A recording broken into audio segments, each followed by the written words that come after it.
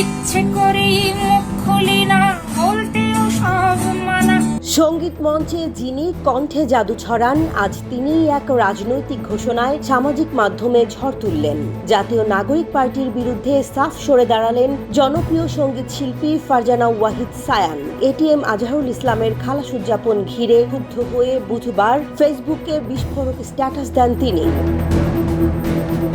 স্ট্যাটাসে সায়ান লিখেছেন, জামাতের সঙ্গে কোলাকুলি করে ভোটের রাজনীতি করতে গিয়ে আজ এনসিপিও সেই একই পথে হাঁটছে। রাজাকারদের খালাস উদযাপন করে সাধারণ মানুষের বিবেককে অপমান করা হয়েছে।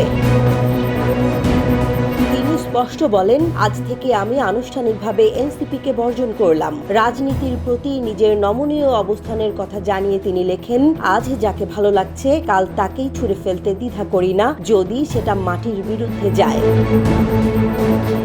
সায়ান এনসিপির নেতৃত্বে থাকা ব্যক্তিদের নাম উল্লেখ না করলেও তাদের কর্মকাণ্ড ও আওয়ামী ঘৃণার রাজনীতির কৌশলেরও তীব্র সমালোচনা করেন।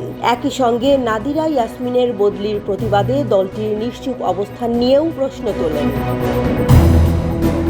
দেশের প্রথিতযশা এক শিল্পীর এমন সরব অবস্থান নিঃসন্দেহে সামাজিক মাধ্যমে নতুন এক রাজনৈতিক বিতর্কের জন্ম দিয়েছে। ফারজানা সায়ান যেমন নিজের অবস্থান স্পষ্ট করেছেন, তেমনি নাগরিকদের দিকেও আহ্বান ছুড়ে দিয়েছেন, ভোট দেবেন বিবেক দিয়ে, ইতিহাস ভুলে নয়।